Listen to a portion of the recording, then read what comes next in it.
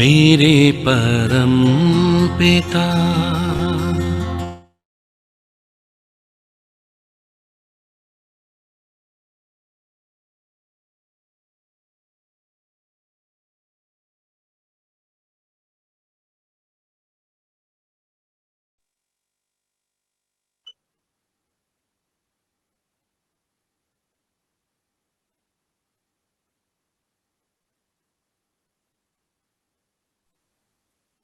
ओम शांति दीदी।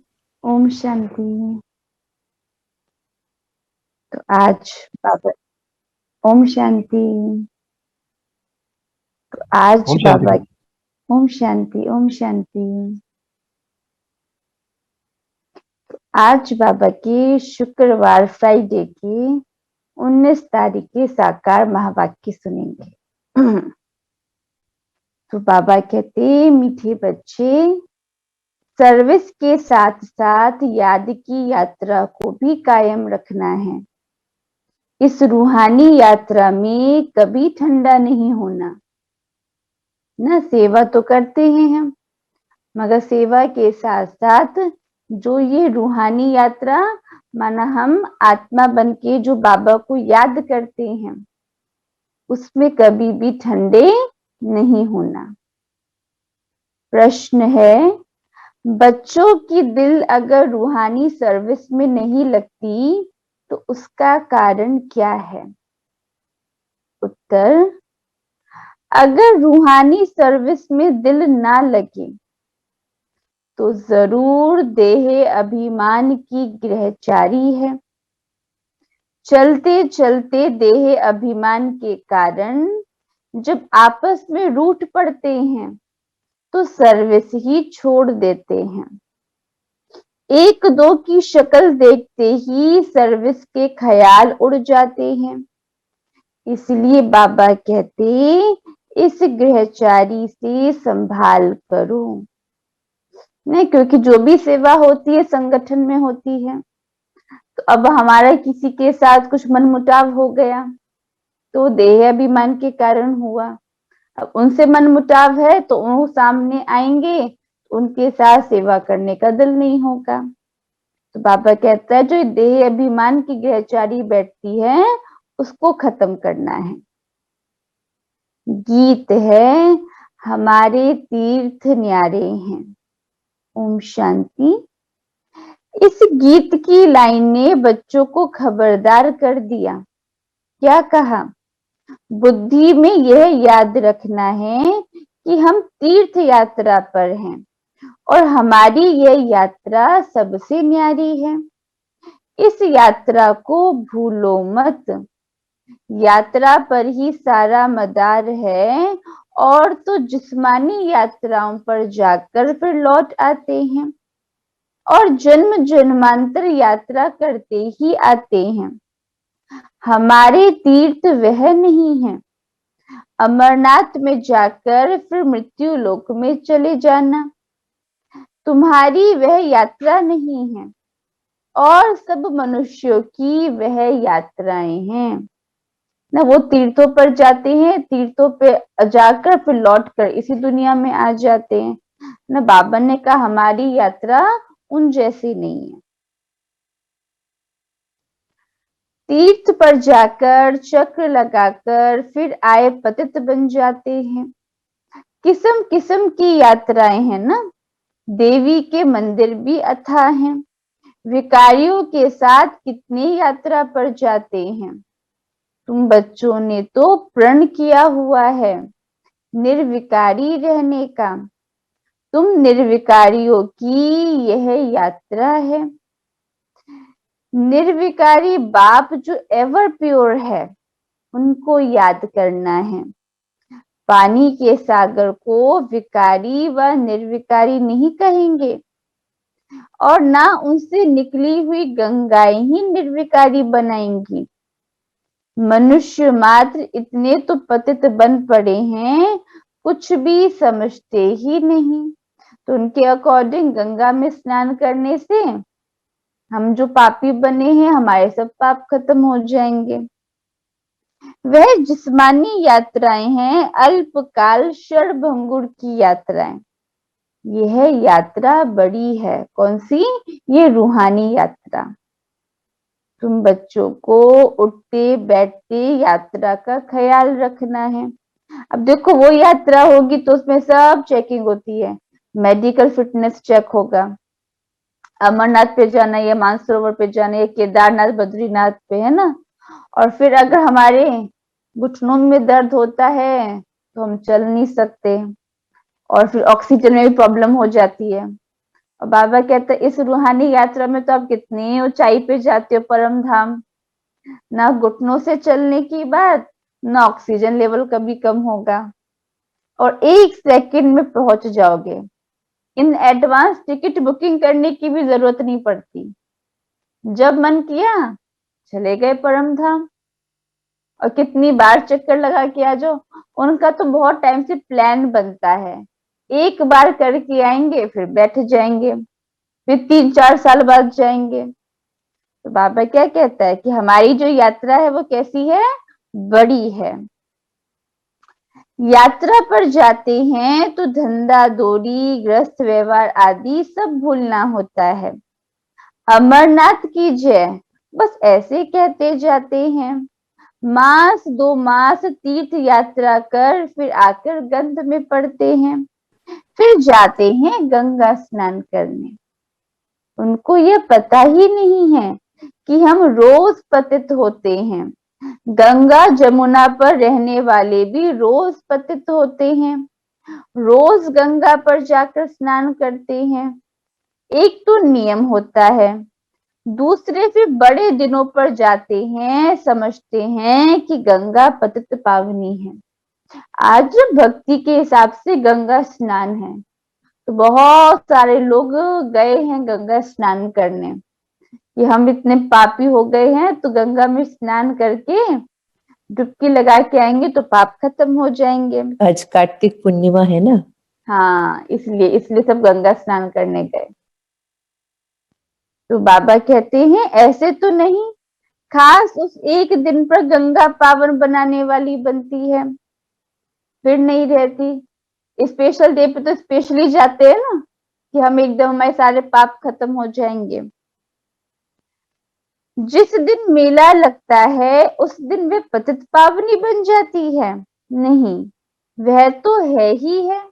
रोज भी जाते हैं स्नान करने, मेले पर भी खास दिन जाते हैं, अर्थ नहीं।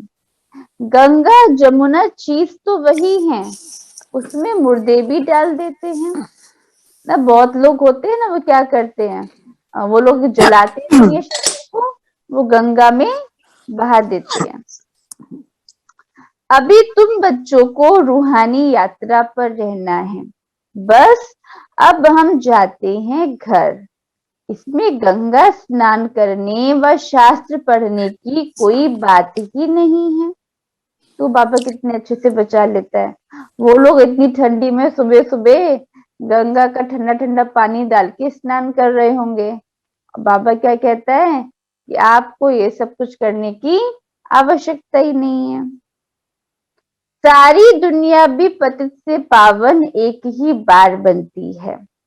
यह भी जानते हैं सतयुग है नई दुनिया, कलयुग है पुरानी दुनिया। बाप को आना है जरूर, नई दुनिया की स्थापना और पुरानी दुनिया का विनाश करने। यह उनका ही काम है, परंतु माया ने ऐसा तमो प्रधान बुद्धि बना दिया है जो कुछ भी समझते नहीं। प्रदर्शनी में कितने ढेर बड़े आदमी आते हैं, सन्यासी भी आएंगे फिर भी समझेंगे कोटों में कोई। तुम लाखों करोड़ों को समझाते हो तब कोई विरला आता है ना। कितने लोगों को समझाएंगे तब उसमें से कुछ जा करके आते हैं। तो हमको तो बड़ा अपने पे वो होना चाहिए नशा कि हम कोटों में से कोई, कोई में से कोई हैं।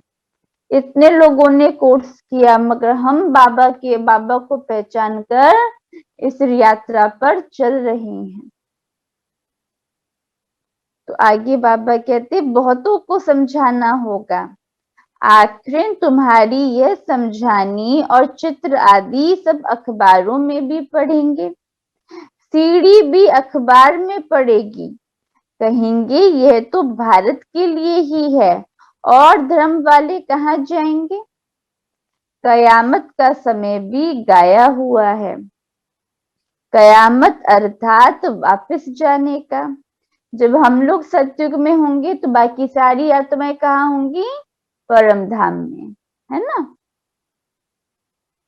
तो आगे बाबा कहता है पुरानी दुनिया का विनाश, नई दुनिया की स्थापना होगी तो जरूर सब वापस जाएंगे ना।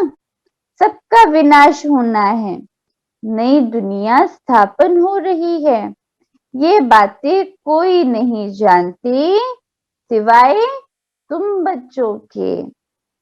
तुम जानते हो नरकवासियों का विनाश, स्वर्गवासियों की स्थापना हो रही है। कल्प कल्प ऐसे ही होता है। अभी जो थोड़ा बहुत टाइम है इसमें भी बहुतों को समझानी मिलती जाएगी।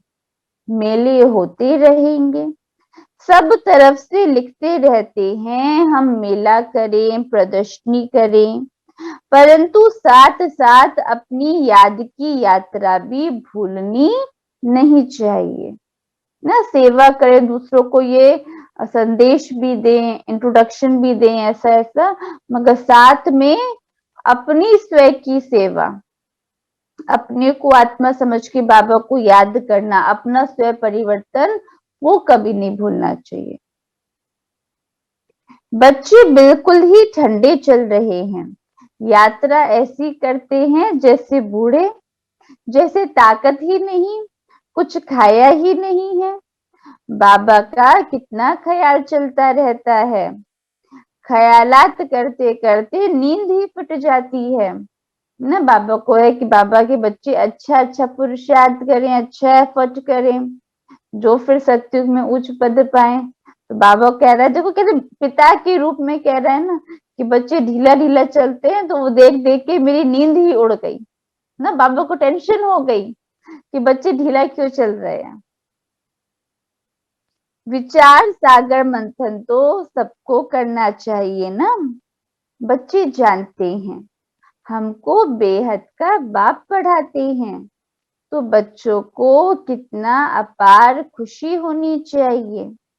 इस पढ़ाई से हम विश्व के मालिक बनते हैं। कोई कोई की तो चलन ऐसी है जैसे केकड़े हैं ना। बाबा आज क्या कह रहा है, जैसे केकड़े हैं। केकड़ों को बाप देवता बनाते हैं, फिर भी चलन मुश्किल किसकी सुधरती है। इस सीढ़ी के चित्र में बड़ी अच्छी नॉलेज है, परंतु बच्चे इतना काम नहीं करते, यात्रा ही नहीं करते। बाप को याद करें तो बुद्धि का ताला भी खुलता जाए, गोल्डन बुद्धि बनती जाए। तुम बच्चों की पारस बुद्धि होनी चाहिए, बहुतों का कल्याण करना चाहिए, है ना। बाबा ने कहा बुद्धि कैसी हो, पारस, एकदम प्योर, और बहुतों का कल्याण करना चाहिए। तुम सतो प्रधान से अब तमो प्रधान बने हो, फिर सतो प्रधान बनना है। बाप कहते हैं मुझे याद करो ना। बाप कहते हैं मुझे याद करो। कृष्ण को भगवान नहीं कहा जा सकता, उनको तो कहते हैं सांवरा श्याम। बाप ने सांवरे की आत्मा को बैठ फिर समझाया है ना। कृष्ण को श्याम सुंदर क्यों कहते हैं, इसका अर्थ तो सब जानते हैं ना, कि जो कृष्ण वाली आत्मा सतयुग में सुंदर थी, प्योर थी, फिर वही आत्मा 84 जन्म लेते लेते अंत में कैसी हो गई, पतित हो गई, यानी सांवरी हो गई, श्याम हो गई। इसलिए उन्होंने कृष्ण को कह दिया श्याम सुंदर। तो आगे बाबा कहते हैं, ये आत्मा जानती है कि बाबा हमको विश्व का मालिक बनाते हैं, तो खुशी में कितना दिमाग पुर होना चाहिए। पुर माना भरपूर होना चाहिए। इसमें घमंड की कोई बात नहीं। बाप कितना निरअहंकारी है, बुद्धि में कितनी खुशी रहती है। कल हम हीरे जवाहरों के महल बनाएंगे, नई दुनिया में राजधानी चलाएंगे। यह तो बिल्कुल पतित दुनिया है। इस दुनिया के मनुष्य तो कोई काम के नहीं, कुछ नहीं जानते हैं। यह भी दिखाना चाहिए हीरे जैसा जीवन था, वही फिर 84 जन्म ले कौड़ी मिसल बन जाते हैं। यह सीढ़ी का चित्र नंबर 1 है। फिर दूसरे नंबर में है त्रिमूर्ति। कल बाबा ने गोले का और कल्प वृक्ष का और त्रिमूर्ति का चित्र मुख्य बताया था। सीढ़ी भी कही थी बाद में, मगर ये 3 मुख्य बताए। आज बाबा कह रहे हैं सीढ़ी और फिर त्रिमूर्ति। तुम कहते हो निकट भविष्य में श्रेष्ठाचारी भारत बन जाएगा। श्रेष्ठाचारी दुनिया में बहुत थोड़े मनुष्य होंगे। अभी कितने ढेर मनुष्य हैं। महाभारत लड़ाई भी सामने खड़ी है। सब आत्माएं मच्छरों सदृश जाएंगी। आग भड़क रही है। जितना कोशिश करते हैं सुधारने की, उतना ही बिगड़ते जाते हैं। बाप बच्चों को राजयोग सिखला रहे हैं। बच्चों को कितना नशा चढ़ाते हैं। कोई कोई तो यहाँ से बाहर निकले, सारा ज्ञान उड़ जाता है। ना मुरली सुन के बाहर गए और सब एकदम बुद्धि से निकल गया। स्मृति कुछ भी रहती नहीं। नहीं तो शौक हो कि जाकर सर्विस करें। बाप भी गुण देख सर्विस पर भेजेंगे ना, इसमें बड़े हर्षित रहेंगे। सर्विस में खुशी का पारा चढ़ेगा। अच्छे अच्छे पुराने बच्चे आपस में रूठ पड़ते हैं थोड़ी थोड़ी बात में। ऐसे थोड़ी ही इन बातों के कारण तुमको सर्विस नहीं करनी है। सर्विस तो खुशी से करनी चाहिए। जिसके साथ बनती नहीं है, उसकी शक्ल देखने से ही सर्विस का ख्याल उड़ जाता है। सर्विस में दिल नहीं लगती है तो किनारा कर लेते हैं। फिर तो ज्ञानी और अज्ञानी में कोई फर्क नहीं रहा। देह अभिमान की ग्रहचारी आकर बैठती है। यह है पहले नंबर की बीमारी। कौन सी बीमारी पहले नंबर की है? देह अभिमान, यानी अपने को बॉडी कॉन्शियस आ जाना कि मैं तो शरीर हूँ, आत्मा नहीं हूँ। तो जैसे ही शरीर समझा, ऑटोमेटिक सारे विकार आ गए ना। त्रेता के अंत में क्या हुआ था? अपने को शरीर में आए थे ना, ये शरीर भान में आए तो सारे काम विकार आ गया। पहले सारे विकार ऑटोमेटिक आ गए। तो वो भक्ति में भी दिखाते हैं कि जब राम ने रावण को मारा तो कैसे मारा था। जब सर काट रहे थे तो एक सर काटते दूसरा सर आ जाता था। लास्ट में उन्होंने उसकी नाभि पर तीर चलाया। जब नाभि पर मारा तब रावण गया। तो इसका अर्थ है हम एक विकार को खत्म करेंगे, दूसरा विकार आ जाता है, तीसरा विकार आ जाता है। तो बाबा कहता है कि नाभि माना देह अभिमान को खत्म करो कि मैं देह नहीं हूं, मैं आत्मा हूं। अपने को आत्मा समझते जाएंगे, अपने आत्मिक स्वरूप में टिकते जाएंगे तो ऑटोमेटिक जो सारे विकार हैं वो खत्म हो जाएंगे ना। कहाँ 5 विकार और उनके अंशवश पे अटेंशन देना, कहाँ एक बात पे अटेंशन देना कि मैं देह नहीं, मैं आत्मा हूं। तो इजी कौन सा है? एक वाला इजी है ना। तो देह भान को भूल आत्मिक स्वरूप में टिक जाना और ऑटोमेटिक सारे विकार खत्म हो जाएंगे। तो वही बाबा कहते हैं। बाप कहते हैं बच्चे देही अभिमानी बनो। देह माना बॉडी, देही माना आत्मा। आत्मा ही सब कुछ करती है ना। आत्मा ही विकारी और निर्विकारी बनती है।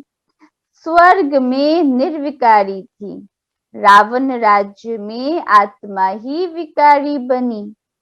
यह भी ड्रामा ऐसा बना हुआ है, इसलिए पुकारते हैं हे पतित पावन आओ। जो निर्विकारी थे वही पतित विकारी बने हैं। यह किसी की भी बुद्धि में नहीं है कि हम ही निर्विकारी थे, अब विकारी बने हैं। हम आत्मा मूल वतन की रहने वाली हैं, वहां तो हम आत्मा निर्विकारी होंगी। कहाँ? परम धाम में। यहाँ शरीर में आकर पाठ बजाते बजाते विकारी बनी हैं। यह बाप बैठ समझाते हैं। आत्मा शांति धाम से आती है तो जरूर पवित्र ही होगी, फिर अपवित्र बनी है। पवित्र दुनिया में 9 लाख होते हैं, फिर इतनी सब आत्माएं कहाँ से आई? क्योंकि सत्युग के पहले चरण में कितनी आत्माएं हैं? 9 लाख। तो बाकी सब आत्माएं ऊपर से परम धाम से उतरते उतरते आई ना, जरूर शांति धाम से आई होंगी। वह है पीसफुल इनकॉर्पोरियल वर्ल्ड। वहां सब आत्माएं पवित्र रहती हैं। फिर पाठ बजाते बजाते सतो रजो तमो में आती हैं। पावन से पतित होना है, फिर बाप आकर सबको पावन बनाएंगे। ये ड्रामा चलता ही रहता है। ड्रामा के आदि मध्य अंत का राज बाप के सिवाय और कोई बतला न सके। उस बाप को कोई जानते ही नहीं है। ऋषि मुनि भी नीति नीति कह गए ना, क्या कह गए कि हम रचना और रचता के आदि मध्य अंत को नहीं जानते। परमात्मा कौन है नीति नीति हम नहीं जानते। हम भगवान को और उनकी रचना को नहीं जानते हैं, फिर कहते भी हैं गॉड फादर इज नॉलेजफुल। वह परमात्मा सर्व आत्माओं का बाप बीज रूप है।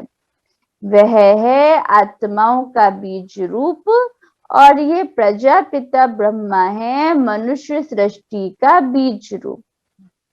वह निराकार बाप इनमें प्रवेश कर मनुष्य को समझाते हैं। मनुष्य द्वारा उनको मनुष्य सृष्टि का बीज रूप नहीं कहेंगे। तो शिव बाबा तो क्या है? वो सब आत्माओं के पिता हैं और ब्रह्मा बाबा जो सारे मनुष्य मात्र हैं उनके पिता हैं। वह है आत्माओं का पिता और ये ब्रह्मा है मनुष्य सृष्टि का प्रजापिता, जिस द्वारा बाप आकर ज्ञान देते हैं। शरीर अलग आत्मा अलग है ना। मन बुद्धि चित्त आत्मा में है ना। आत्मा आकर शरीर में प्रवेश करती है पाठ बजाने के लिए। तुम जानते हो कोई शरीर छोड़ते हैं तो जाकर दूसरा पाठ बजाएंगे। इसमें रोने से क्या होगा? गया सो गया, फिर थोड़ी ही आकर हमारा मामा चाचा बनेगा। रोने से क्या फायदा? तुम्हारी मम्मा गई ड्रामा अनुसार पाठ बजा रही है ना। मम्मा ने जब शरीर छोड़ा तो बाबा ने कहा रोने से क्या फायदा, अब उनका जो नया पाठ था वो नया पाठ प्ले कर रही है। ऐसे बहुत जाते हैं। कोई कहाँ जाए जन्म लेते हैं, ये समझ में आता है जैसा जैसा आज्ञाकारी बच्चा होगा उतना जरूर अच्छे घर में जन्म लिया होगा। यहाँ के जाएंगे ही अच्छे घर में। ने बाबा ने कहा जो ज्ञान में चल रहे हैं और अच्छा चलने के बाद फिर वो शरीर छोड़ते हैं तो एडवांस पार्टी में जाते हैं, तो वो फिर अच्छे घर में जाकर जन्म लेंगे। नंबरवार तो होते हैं ना, जैसा जो कर्म करते हैं ऐसे घर में जाते हैं। पिछाड़ी में तुम जाकर राजाई घर में जन्म लेते हो। कौन राजाओं के पास जाएंगे वे खुद समझ सकते हैं ना। फिर भी दैवी संस्कार तो ले जाते हैं ना। इसमें बड़ी विशाल बुद्धि से विचार सागर मंथन करना होता है। बाप ज्ञान का सागर है तो बच्चों को भी ज्ञान का सागर बनना है।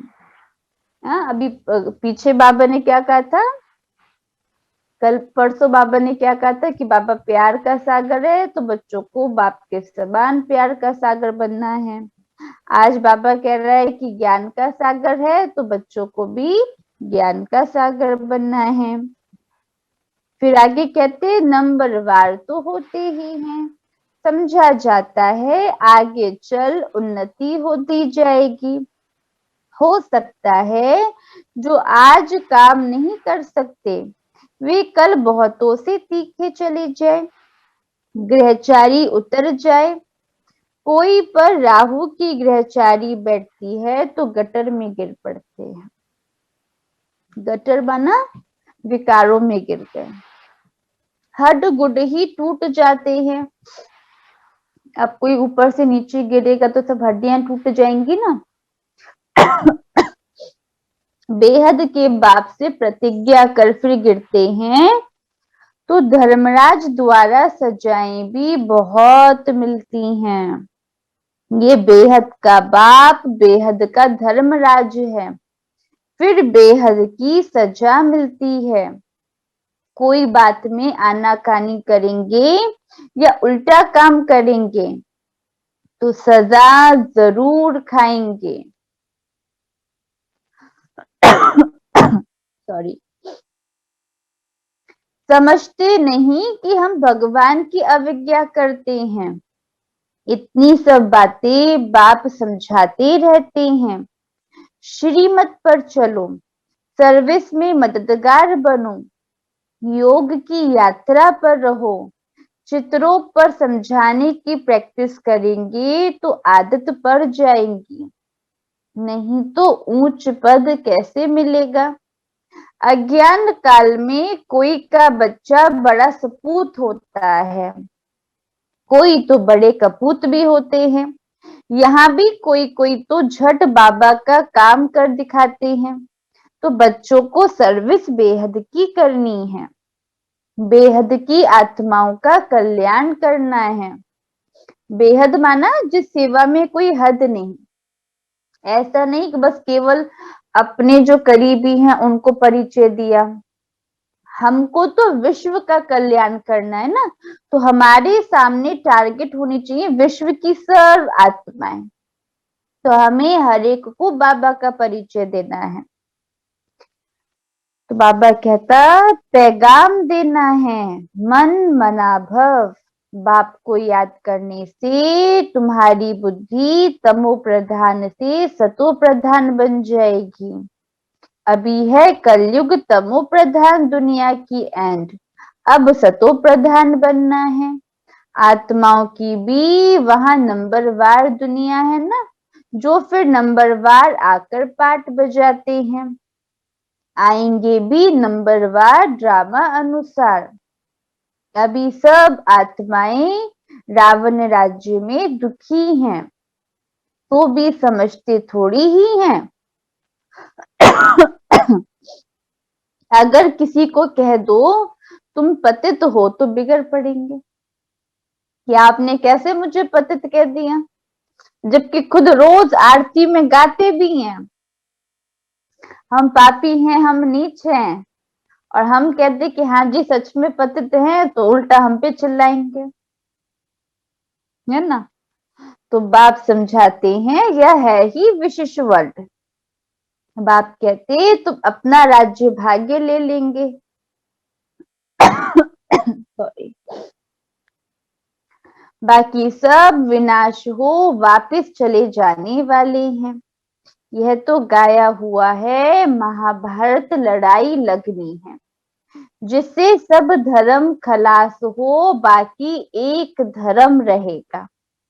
यह लड़ाई के बाद स्वर्ग के द्वार खुलते हैं। कितनी अच्छी रीति बच्चों को समझाते हैं। आगे चल तुम्हारी बातें सुनते रहेंगे और आते जाएंगे। सूर्यवंशी चंद्रवंशी जो पतित बन गए हैं, वही आकर नंबरवार अपना वर्षा लेंगे। प्रजा तो ढेर बनेगी। अच्छा, मीठे मीठे सिक्की लधे बच्चों प्रति माता पिता बाप दादा का याद प्यार और गुड मॉर्निंग। रूहानी बाप की रूहानी बच्चों को नमस्ते। हम रूहानी बच्चों की रूहानी बाप को बाबा, है ना। तो आज बाबा ने पूरी मुरली में कहा कि सर्विस का भी शौक होना चाहिए, बेहद की सेवा करनी है, मगर साथ साथ अपनी इस रूहानी यात्रा पर भी अटेंशन देना है। तो धारणा के लिए मुख्य सार, फर्स्ट पॉइंट, भगवान की आज्ञाओं की अवज्ञा कभी नहीं करनी है। बेहद सेवा में सपूत बच्चा बन मददगार बनना है। दूसरी पॉइंट, ज्ञान धन की गुप्त खुशी से बुद्धि को भरपूर रखना है। आपस में कभी भी रूठना नहीं है।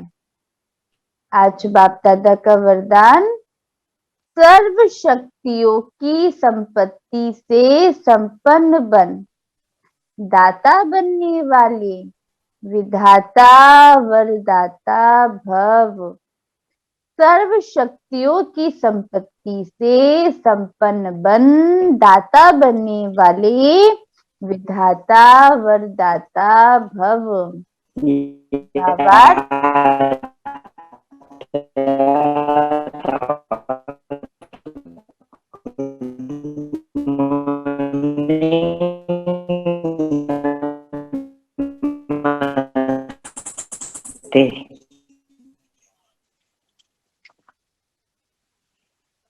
जो बच्चे सर्व शक्तियों के संपत्तिवान हैं, वही संपन्न और संपूर्ण स्थिति के समीपता का अनुभव करते हैं। उनमें कोई भी भक्तपन के व भिखारीपन के संस्कार इमर्ज नहीं होते। बाप की मदद चाहिए, आशीर्वाद चाहिए, सहयोग चाहिए, शक्ति चाहिए।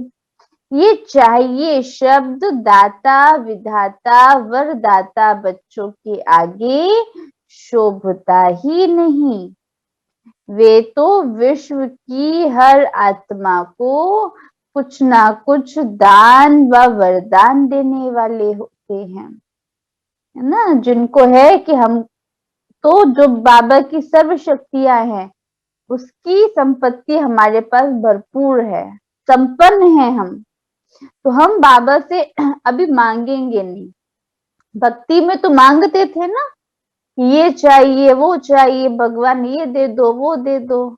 अभी तो हम जो भाग्य विधाता है उसके बच्चे बन गए तो मालिक हो गए ना, तो चाहिए नहीं, सदा अपने को भरपूर रख करके चलेंगे और दुनिया में सबको कुछ ना कुछ बांटते जाएंगे, क्योंकि दाता विधाता वरदाता हो गए ना।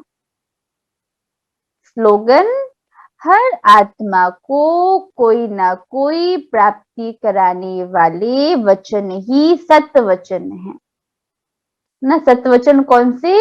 जो हमारा एक एक बोल सामने वाली आत्मा को कुछ ना कुछ प्राप्ति करा रहा है, वो सत्वचन है। तो ये थे आज बाबा के मधुर महावाक्य।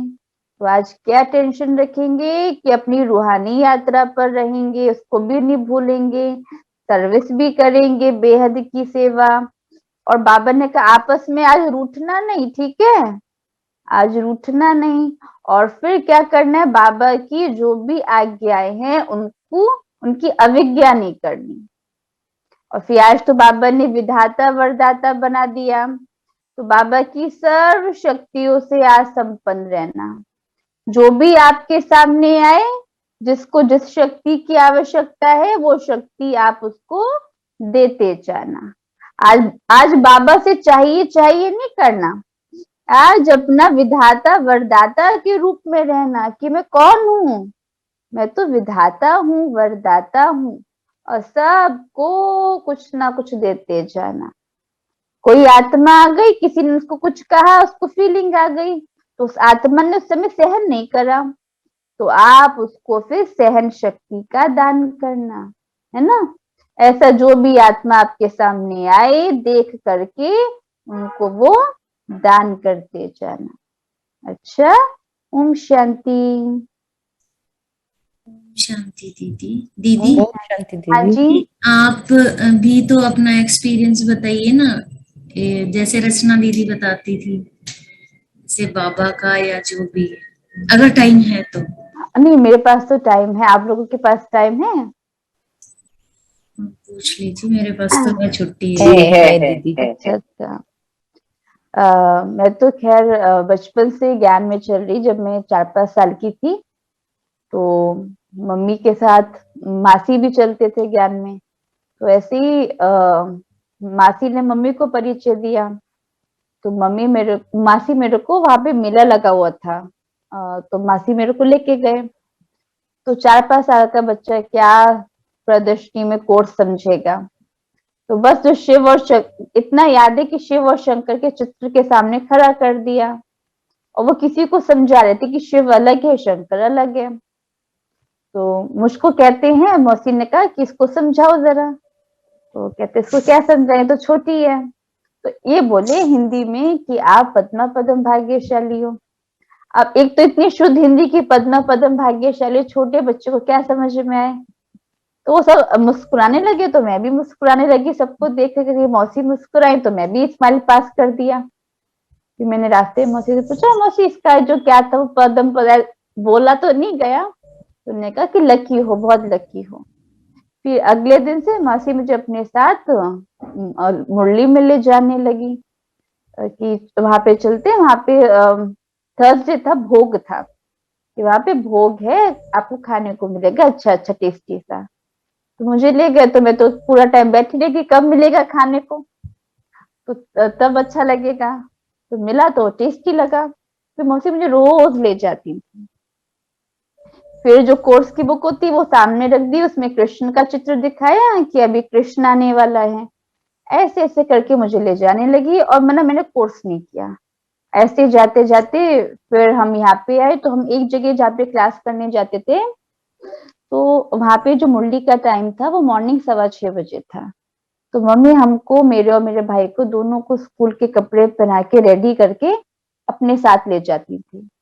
वहां पे जो दीदी मुरली सुनाती थी वो कहती थी कि ध्यान से सुनना, मैं पूछूंगी क्या सुना। तो फिर जब स्कूल में अटेंशन से पढ़ाई करते हैं ना, तो उस अटेंशन से हम सुनते थे, फिर बाद में बता देते थे कि आज तो ये सुना वो सुना। होते होते जब बड़े 9th क्लास में आए तब हमको पता चला, फिर तब बाबा से अपना पहला संबंध जोड़ा कि तुम हमारे एक फ्रेंड हो। फिर 12th तक तो कहा कि बाबा 12th तक तो भी स्कूल में फ्रेंड्स चाहिए, उसके बाद ना, उसके बाद कोई फ्रेंड नहीं होगा, आप ही फ्रेंड रहेंगे। फिर ऐसे ही हुआ कि 12th तक फ्रेंड्स रहे। फिर 12th क्लास के बाद जब लास्ट एग्जाम था, तो सारे जो फ्रेंड्स थे वो घर पे आते थे। मतलब किसी को बाहर नहीं खाना, आप हमारे घर पे आओ, मम्मी बना के खिलाएंगे। तब मम्मी के हाथ का बना सिंपल खाना वो खाते, जो सबको टेस्टी भी लगता था। और ये था कि ये हमारा लंच खाती नहीं है, क्योंकि अनियन गार्लिक खाती नहीं है। तो मैंने कहा मुझको ठंडा खाना भी अच्छा नहीं लगता। तो फिर मैंने कहा कि देखो अब हम लोग को अब आपको मुझसे फ्रेंडशिप कंटिन्यू करनी है तो ये ऐसे 7 डेज कोर्स होता है, आपको सबको ये करना पड़ेगा। तो हमारे घर में क्लास स्टार्ट हो गई थी उस समय, तो मैं वो कोर्स की बुक लेके गई थी और मैं सबको बताने लगी ये। तो एक फ्रेंड ने कोर्स किया, बाकी ने कहा कि नहीं बस तुम ही सन्यासन बनो, हमें नहीं बनना। और एक ने सिस्टर शिवानी को सुनना स्टार्ट किया। तो फिर बाकी सबसे फिर मैंने कहा कि उनके साथ जितना मैं संग करूंगी तो मेरी बुद्धि भी उनके संग में न चली जाए। तो officially hi hello good morning कर लिया, मतलब कि happy new year happy birthday ऐसे करते करते बाबा कैसे किनारा करते लेके आ गया। फिर मैं बायोलॉजी स्टूडेंट थी, पीसीबी थी मेरे पास, तो मेरे को तो या तो एमबीबीएस करना है। तो मैं 12th के साथ मैंने एग्जाम दिया तो मेरे को बीडीएस की सीट मिली काउंसलिंग में। तो मैंने बाबा से कहा बाबा बीडीएस वीडीएस नहीं करना, करो तो एमबीबीएस वरना बीडीएस नहीं करना। फिर तभी एक ऑप्शन था या तो जुडिशरी में जाना है। तो मैंने फिर बॉटनी ऑनर्स से अपना ग्रेजुएशन किया। फिर उसके बाद अगर जुडिशरी में जाना है तो फिर आपको एलएलबी करनी पड़ेगी। तो ग्रेजुएशन बहुत अच्छे से गया साइंस स्ट्रीम के बाद, फिर एकदम स्ट्रीम चेंज किया, एलएलबी किया। अब साइंस वाले बच्चे के लिए एलएलबी करना बहुत डिफिकल्ट, कुछ समझ में नहीं आता था। मैंने कहा ले तो लिया, क्योंकि सबने बहुत मेरे को कहा था रिलेटिव्स ने, क्योंकि पहले मेरी मैथमेटिक्स बहुत अच्छी थी तो मैंने बायोलॉजी कहा तो सबने कहा कि तूने क्या ले लिया। होते ना भैया लोग कजिन्स वगैरह कहते रहते हैं कि मैथ लेनी चाहिए, तब उनका सबका सुना था। मैंने कहा अब मैंने स्ट्रीम चेंज करी, अब तो एकदम लॉ कर लिया, अब तो कुछ ऑप्शन ही नहीं कि कुछ और हो सकता है। तो मैं कहा बाबा को समझ में नहीं आता। अब एग्जाम्स आए तो मैंने, आप विश्वास नहीं मानोगे, मैंने तीनों साल आफ्टर ग्रेजुएशन, एलएलबी 3 साल की होती है, मैं तीनों साल एग्जामिनेशन हॉल में बैठती थी, बाबा को कहती थी तुम फ्रेंड है ना मेरा, तुम कहती हो मैं तुम मेरे बेस्ट फ्रेंड हो, मैंने सारी फ्रेंड छोड़ दी तुम्हारे चक्कर में, अब तुम मेरे फ्रेंड हो, आओ चुपचाप परम धाम से ब्रह्मा के तन में बैठ के मेरा पेपर लिखो। और ये बकायदा मैं हर एग्जाम से पहले ये इमर्ज करती थी कि शिव बाबा परम धाम से सूक्ष्म वतन में ब्रह्मा के तन में आए और ब्रह्मा के तन से आकर के अब मेरा पेपर लिखते हैं। और मेरे जो मार्क्स आते थे, क्योंकि एलएलबी समझ में नहीं आ रही, मैं पढ़ती भी नहीं थी, क्योंकि फिर सेवाओं में भी रहती थी तो मैं पढ़ती भी ज्यादा नहीं थी, हमेशा लास्ट मोमेंट में पढ़ना। लॉ में मैंने ऐसा किया। जब रिजल्ट आता था पापा कहते थे तेरे मार्क्स इतने अच्छे कैसे आ गए। एक सब्जेक्ट थी आईपीसी, इंडियन पिनल कोड, तो भैया ने कहा तेरे मार्क्स इतने अच्छे आ कैसे गए। अभी तुमसे सुनेंगे कि आईपीसी के सेक्शन सुना दे, तुम सुना नहीं पाएगी, ये मार्क्स अच्छे आ कैसे रहे हैं। और एक बार तो ऐसा हुआ सेकेंड ईयर में कि एग्जाम किसी और सब्जेक्ट का था और मैं दूसरा पढ़ के चली गई। अब तो मैं बाबा करो भाई, क्या करना है तुम्हें। और लिटरली बाबा, ऐसा लगता था कि बाबा ने ही पेपर लिखा, जिस हिसाब से जो मार्क्स आते थे ना वो मुझे कुछ आता ही नहीं था। मतलब मुझको भी होता था कि पता नहीं शायद मैं जस्ट पास होंगी क्या होगा, पर जस्ट पास तो नहीं होती थी, अच्छे मार्क्स आ जाते थे मेरे। तो बाबा ने ऐसे मेरे को अनुभव कराया, पढ़ाई तो बिल्कुल बाबा के डायरेक्शन थे। फिर बाबा को हर उसमें ना बॉडीगार्ड लेकर के चली। मैं बाबा तुम तो कहते हैं सर्व संबंध, तो अब मैं तो लड़की हूँ तो मुझे फिर प्रोटेक्शन चाहिए, तो आप मेरे बॉडीगार्ड भी हो। तो मैंने कहा मैं जब भी चलूं तो ऐसा ना हो, क्योंकि होता है ना कि लड़की चल रही तो उसको देखते थे, मैंने अब मैं चलूं तो कोई मुझको देखे नहीं। स्कूल के बाद से ऐसा हुआ कि जब मैं चलती थी कोई मुझे देखता ही नहीं आज तक। और जब मैंने पहले कहीं क्लास कराने गई सफेद ड्रेस में तो बड़े उसके साथ देवी के रूप में देखते थे। मैंने कहा हाँ चलो बॉडीगार्ड की ड्यूटी अब अच्छी निभा रहे हो, अच्छे से कर रहे हो।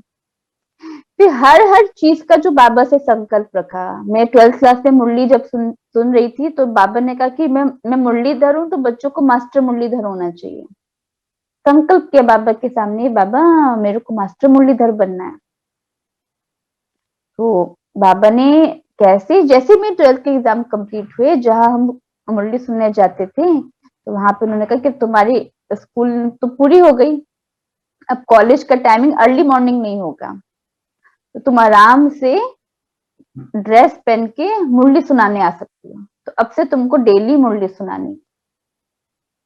तो तो पहली बार जब मुरली पढ़ी तब विश्वास नहीं मानो कि 15 मिनट में रीडिंग करके खत्म कर दी कि फटाफट क्या सामने मुरली आ गई कैसे पढ़नी, तो 15 मिनट में पढ़ के खत्म कर दी ओम शांति। सब देखते रह गए। फिर विधि सीखी कैसे मुरली सुनाते हैं, इसमें भी कि मुरली तो हम नहीं सुना रहे ना, बाबा ही आके सुनाता है। तो बाबा को बुला के कि शिव बाबा ब्रह्मा तन में आकर के आओ बाबा मुरली चलाओ।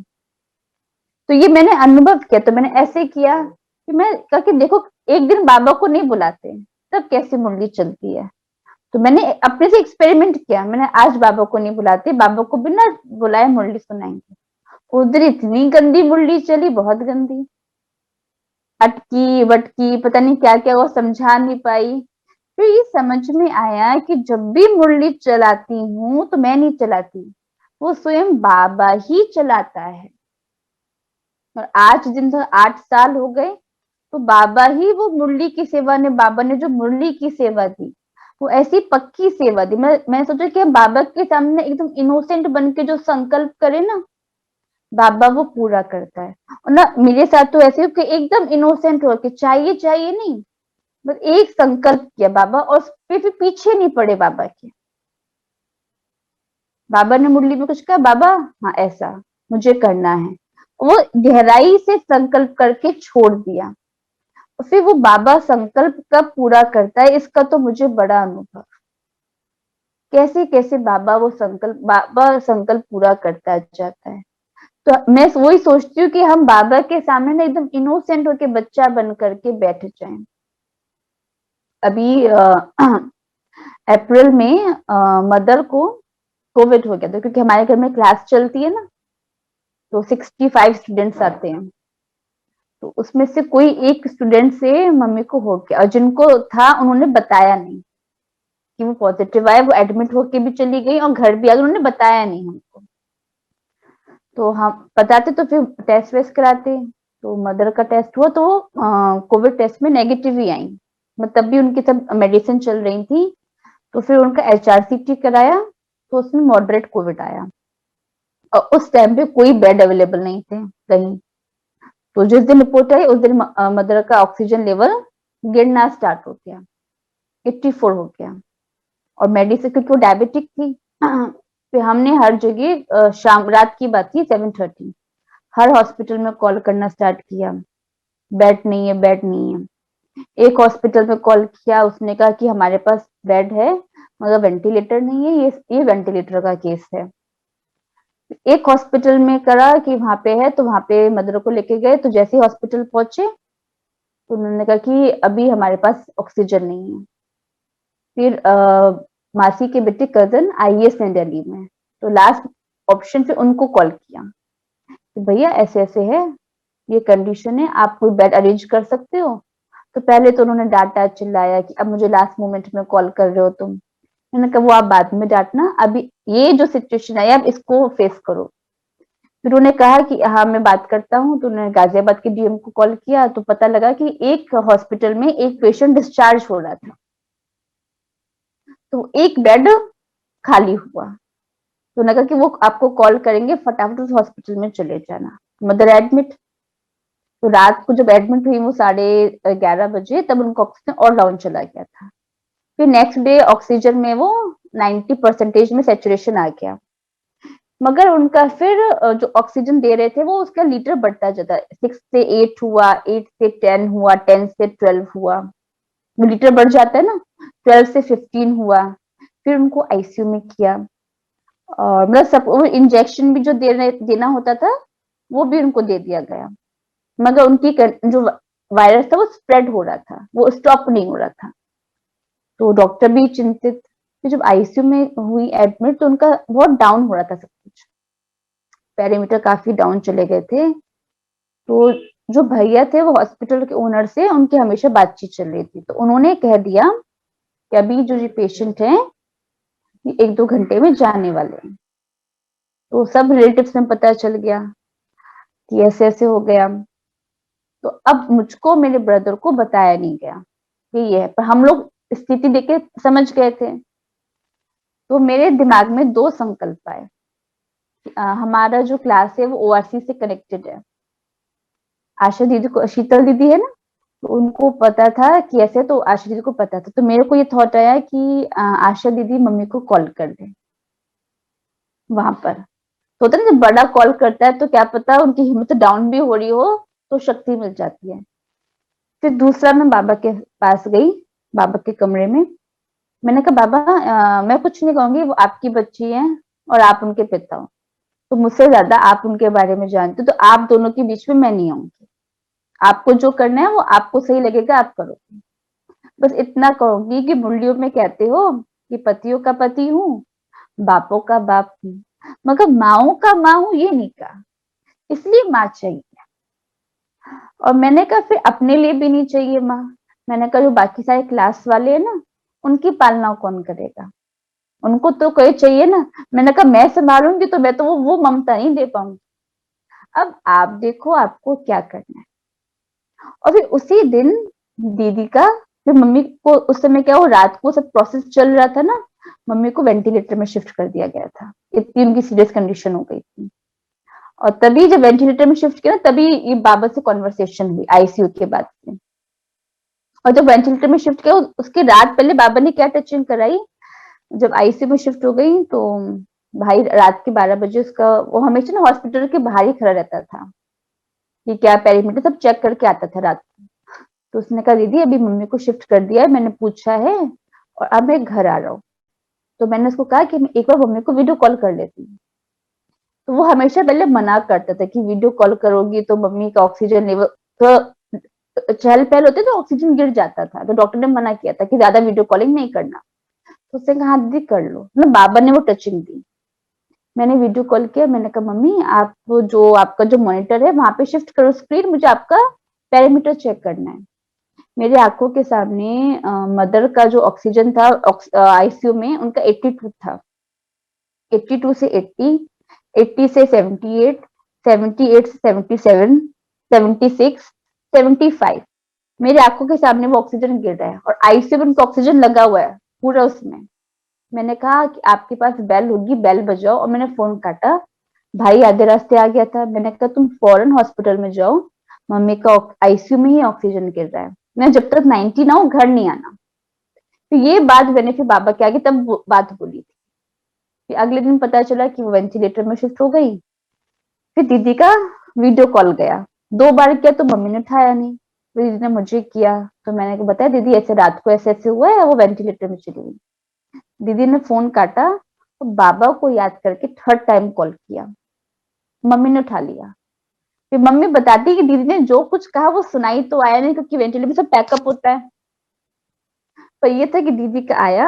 और जो 2 दिन के बाद फिर क्या हुआ कि जो उनका वायरस, जो 90% लंग्स डैमेज हो गए थे, डॉक्टर ने मना कर दिया था, 2 दिन के बाद जो उनका वायरस था वो स्प्रेड होना बंद हो गया।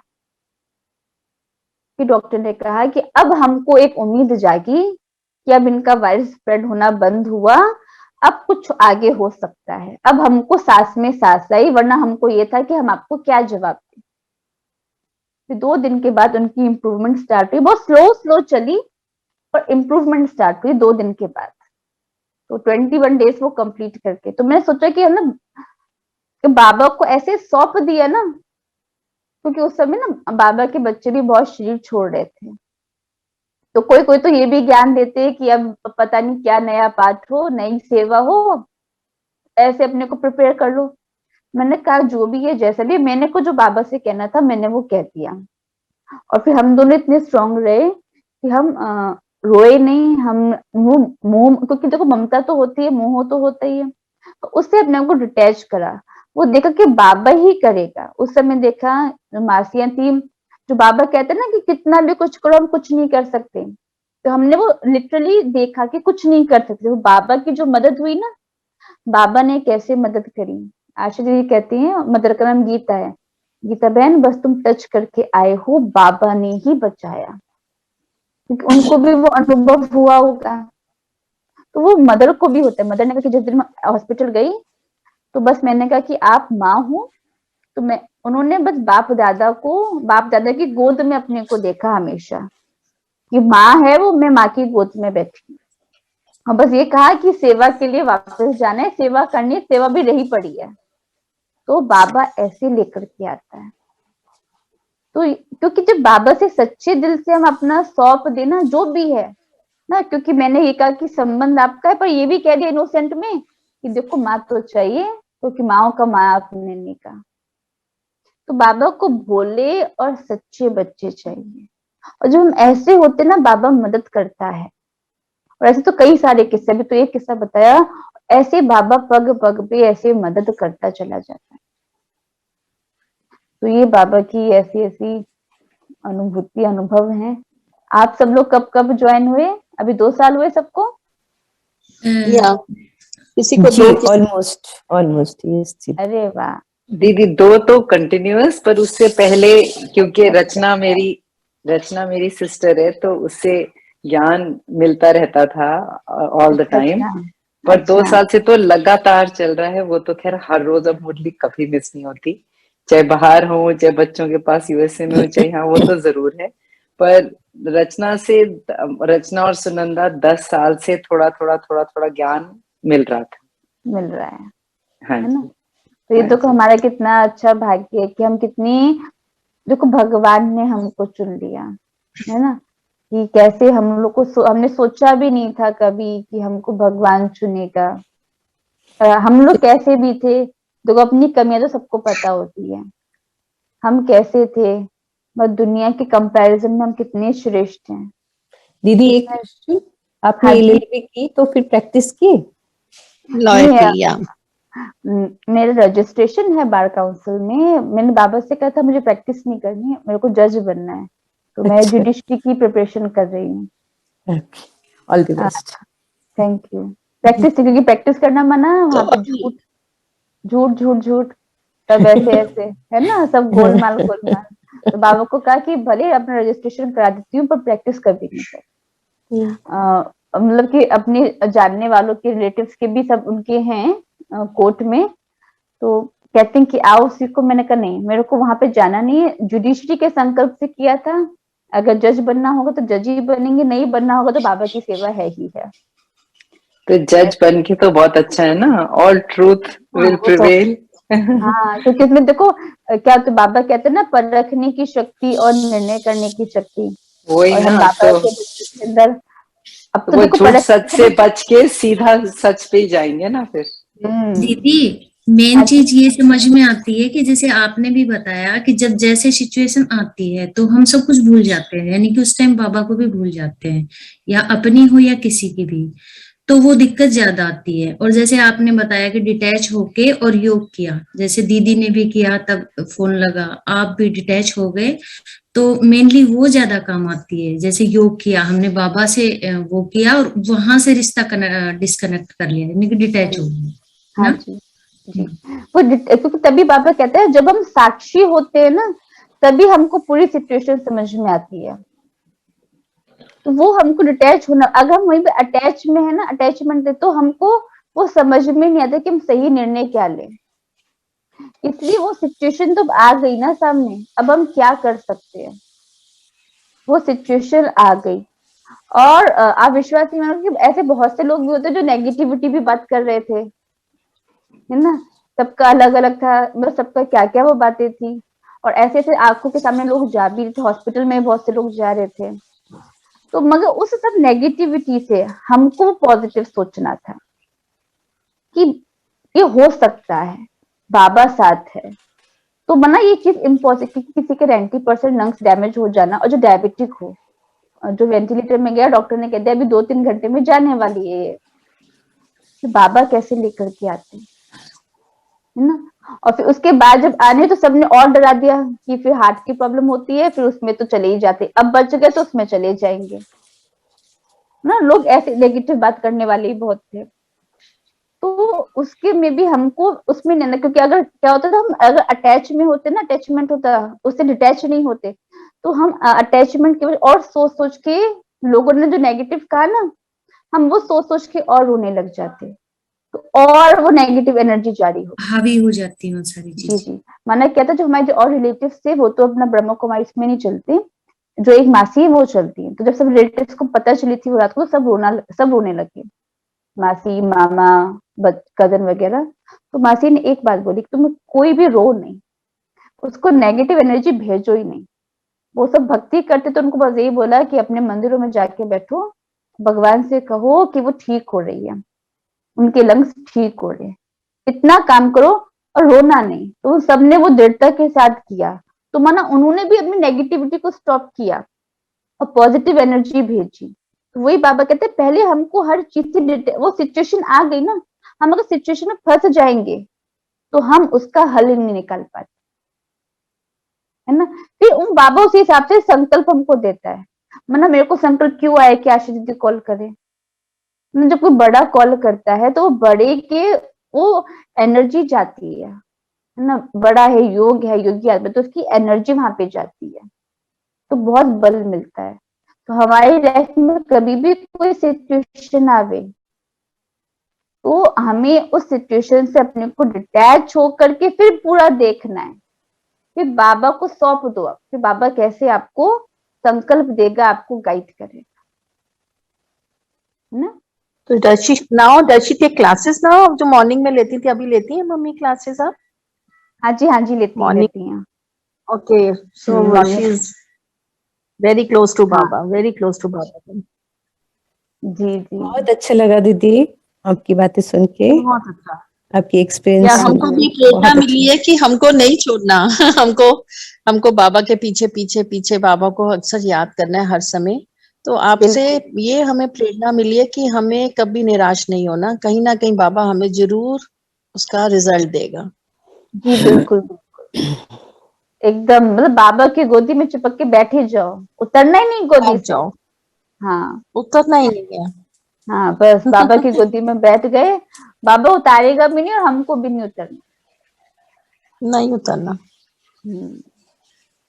थैंक यू Thank you, बाबा। ओम शांति बाय बाय। दीदी। ओम शांति। थैंक यू बाबा। ओम शांति। ओम शांति। ओम शांति।